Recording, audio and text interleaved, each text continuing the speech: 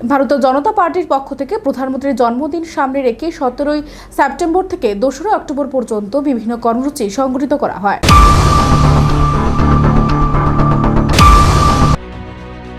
ভারতের প্রধানমন্ত্রী জন্মদিনে সাফাই অভিযানের মধ্য দিয়ে ভারতীয় জনতা পার্টির বিভিন্ন প্রকার সেবামূলক কর্মসূচিতে উদ্যোগী হয়। তারই অঙ্গ হিসেবে রামনগর মণ্ডলের উদ্যোগে এক রক্তদান শিবিরের আয়োজন করা হয়। তার পাশাপাশি রামনগর মণ্ডলের নতুন কার্যালয়ের উদ্বোধন করা হয়। উক্ত অনুষ্ঠানে উপস্থিত ছিলেন রাজ্যের মুখ্যমন্ত্রী ডক্টর মানিক সাহা, মেয়র তথা রামনগর কেন্দ্রের বিধায়ক দীপক মজুমদার সহ অন্যান্যরা। অনুষ্ঠানে বক্তব্য রাখতে গিয়ে মেয়র দীপক মজুমদার জানান, 17 সেপ্টেম্বর দলীয় নির্দেশ অনুযায়ী বিভিন্ন প্রকার কর্মসূচি করা হচ্ছে, যা 2 অক্টোবর পর্যন্ত চলবে। এই কর্মসূচির মধ্যে রয়েছে স্বচ্ছ অভিযান, বৃক্ষরোপণ, রক্তদান এবং ভারত সরকার ও রাজ্য সরকার বিভিন্ন ধরনের মানব কল্যাণমূলক কাজ করেছে তার সম্পর্কে জনগণকে অবগত করা। পার্টি হিসাবে আমরা এই 17 তারিখ থেকে আগামী 2 তারিখ অবধি বিভিন্ন কর্মসূচি আমাদের মণ্ডল থেকে দলীয় নির্দেশ অনুযায়ী করা হচ্ছে।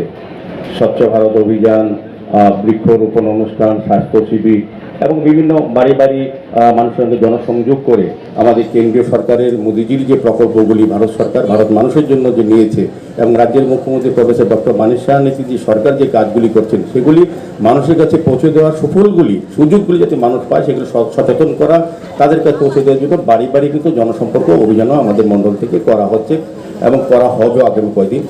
সার্বিকভাবে তাই অঙ্গ হিসেবে আজকে আমাদের মণ্ডলের যুব মোর্চার উদ্যোগে এই রক্তদান শিবিরও আয়োজন করা হয়েছে। তো যারা আজকে এই রক্তদান অনুষ্ঠানে রক্তদান করবেন স্বেচ্ছায়, তাদেরকে ধন্যবাদ জানাই। পাশাপাশি যারা রক্তদানে আমাদের রাজ্য সরকার স্বাস্থ্য বিভাগের ডক্টর এবং প্যারামেডিক্যাল স্টাফরা যারা সহযোগিতা করছেন তাদেরকে ধন্যবাদ জানাই। আমি আলোচনা দীর্ঘজীবন প্রথম প্রোগ্রামে যেটা বলবো যে আমাদের পাক্ষিক সেবায় পাক্ষিক যে কর্মসূচি তার অঙ্গ হিসেবে এই কর্মসূচি। দ্বিতীয় যে জিনিসটা, এটা মাননীয় মুখ্যমন্ত্রী বিস্তারিত আলোচনা করবেন, সবটা বিষয় নিয়ে আপনাদের তুলে ধরবেন। তো দ্বিতীয় বিষয় যেটা আমাদের রামনগর যারা আমাদের ভারতীয় জনতা কার্যকর্তা বা রামনগরে যারা আমরা দলের সঙ্গে যুক্ত আছি তাদের কাছে একটা শুভ দিন আমি বলবো যে আমরা রামনগরে আলাদাভাবে এই প্রথম আমি বলবো বিগত অনেক বছর পর আলাদা একটা মণ্ডল অফিস কার্যকর্তাদের কাজ করার সুযোগ করে দেওয়া হয়েছে। এটা রামনগরে এই প্রথম হয়েছে। আগে ব্যক্তিকেন্দ্রিক বাড়ি কেন্দ্রিক যেখানে হতো চালানো হতো সেভাবেই দল চলতো, সেভাবেই পরিচালনা করে আমাদের সিটটা জিততাম আমরা, কিন্তু সাংগঠনিক কার্যক্রম কিন্তু সাংগঠনিক অফিস ছিল না। এই প্রথম রামনগর বিধানসভা অন্তর্ভুক্ত জায়গায় রামনগরের মণ্ডল প্রতিষ্ঠিত হয়েছে। এটা আপনাদের কাজ করতে সুবিধা হবে এবং এটা একটা বিশাল বলবো সাংগঠনিক আমাদের একটা স্বীকৃতি দলের থেকে দিয়েছে। আজকে মুখ্যমন্ত্রী আনুষ্ঠানিক উদ্বোধন করে আমাদেরকে মান্যতা দেবেন, আমাদেরকে সম্মান জানাবেন যে আমরা যে সুন্দরভাবে কাজ করতে চাইছি। উনিও যেটা চাইছেন, আমাদের দল যেটা চাইছে যে সমস্ত কার্যক্রম অফিসের মাধ্যমে হোক, দলীয় অফিসের মাধ্যমে হোক এবং দলীয় সংগঠনের মাধ্যমে রামনগর পরিচালিত হোক।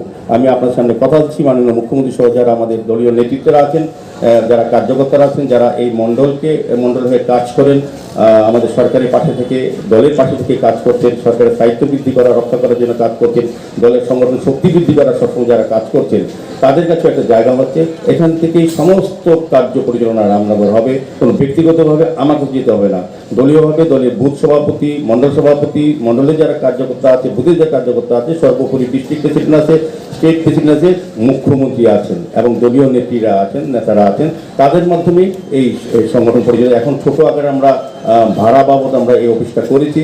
আমরা জায়গা খুঁজছি বড় করে, আমাদের সারা রাজ্যেই আমাদের মণ্ডল অফিস তৈরি হচ্ছে। মাননীয় মুখ্যমন্ত্রীও চাইছেন যে প্রতিটি জায়গায় যাতে মণ্ডল অফিস সুন্দরভাবে একটা তৈরি হয়, তবে কাজ করতে অনেকটা সুবিধা হবে। সেই সামনে লক্ষ্য রেখে আমরা আজকে আনুষ্ঠানিকভাবে ছোট একটা আকারে মণ্ডল অফিস আমরা পরিচালনা করার জন্য আজকে মুখ্যমন্ত্রীর হাত ধরে আমরা আনুষ্ঠানিক মাঙ্গলিক অনুষ্ঠানের মাধ্যমে এটা উদ্বোধন করা হবে। তারপর এখান থেকে সমস্ত কাজ এই মণ্ডল থেকে হবে। আমি বলবো যে সবাইকে আপনারা মণ্ডল অফিসে আসবেন, মণ্ডল থেকে কাজ করবেন, আপনাদের অভাব অভিযোগ সমস্যা মানুষের কথা মণ্ডল অফিস থেকে বলবেন। সংগঠনের মাধ্যমে সরকারি সমস্ত সুযোগ সুবিধা, দলীয় সংগঠনের কর্মসূচি একদম এই অফিস থেকে বুথ লেভেল থেকে কিন্তু প্রত্যেক বাড়িতে যাবে। ব্যক্তিভাবে কারোর প্রকাশিত হওয়ার সুযোগ নেই, দল আগে, তারপর হচ্ছে আমাদের সমস্ত কার্যপদ্ধতি, সমস্ত সংগঠন। সবাইকে নমস্কার।